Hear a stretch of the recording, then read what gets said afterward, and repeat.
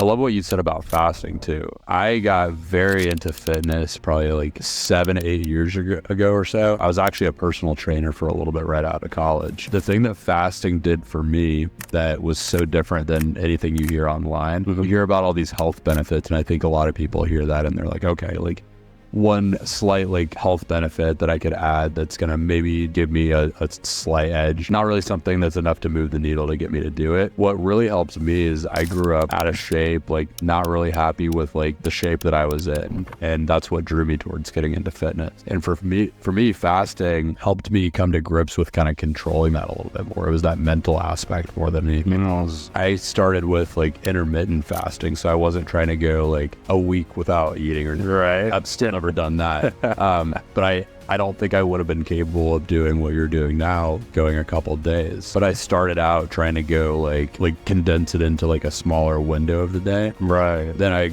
condensed it to smaller. Eventually I even got crazy and I was eating like everything within a 2-hour period every day. One meal a day, baby. Exactly. And it was just developing that mental muscle over time. It didn't happen overnight. It was like a couple of years of working on this. But it was like a little bit more at a time. You just develop, like, you get past that one extra little hurdle, and you just unlock new levels as you go, like new levels of growth.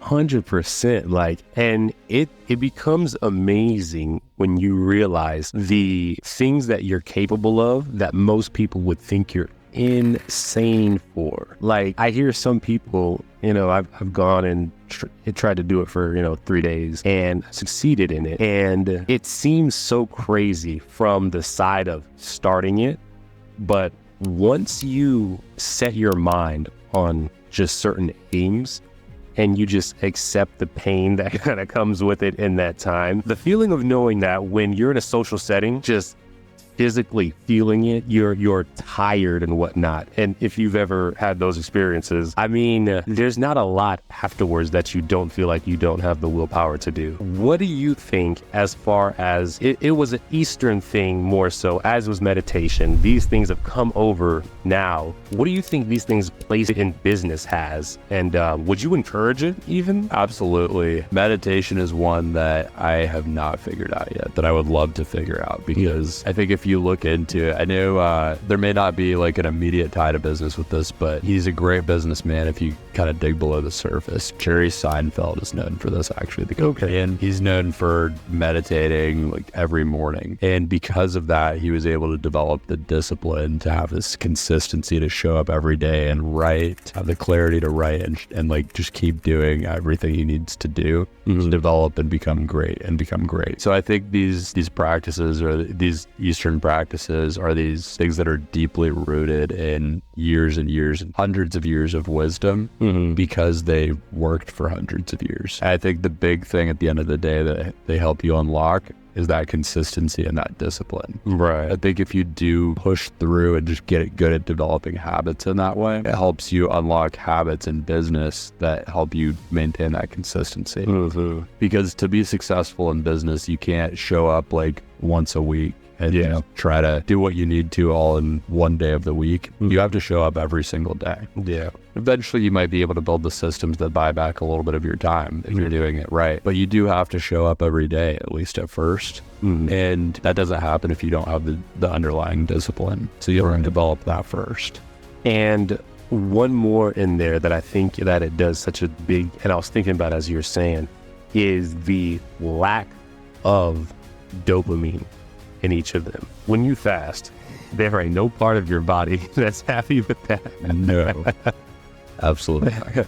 When you meditate, it's not necessarily a bad thing that you're subjecting yourself to, but it is a thing where you shut things off. But similarly in business, you are not necessarily enjoying every element of it. And so if you can get used to these situations where you are destimulating yourself and just allowing your thoughts to come in naturally. Getting into flow state, I might call it, is something that, I mean, music can stimulate it, but it's difficult to do it when you're like listening to something that has words that you're actively following and also doing whatever the task is. Getting into that deep dopamine state can be a huge factor. I think you get there by removing distractions and making it easy at first. I think eventually you develop, like after you work at it long enough, you develop the tools to be able to do it even if it's difficult, but you don't start out that way. Example, like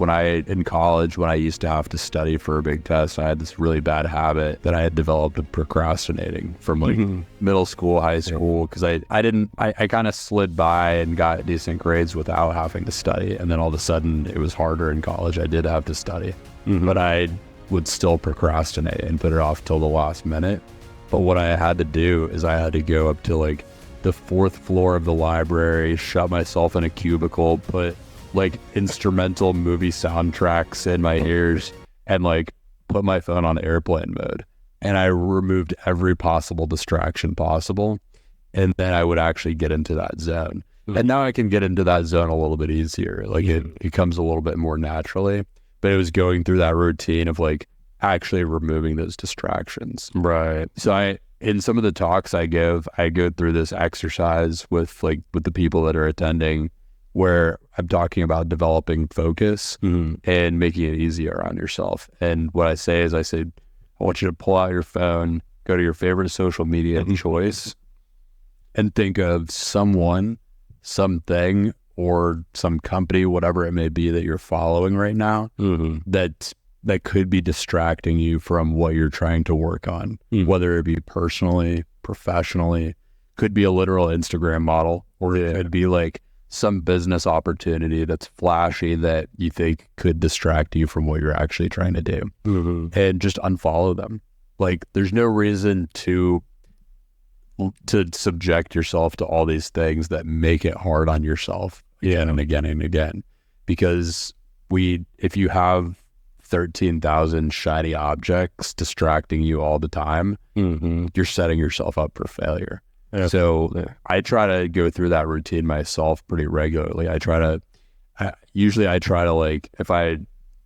when I think to follow one thing that I think is going to help me, I try to think of one thing to unfollow that I think is leading me astray or in the wrong direction. And I think over time that's kind of curated a feed of things that are a little bit more intentional towards what I'm trying to move towards. Yeah, that's so big, because even something that you followed that was beneficial for you a year, 2 years ago, maybe it was great for that season, but in the time that you're in now, it just no longer aligns.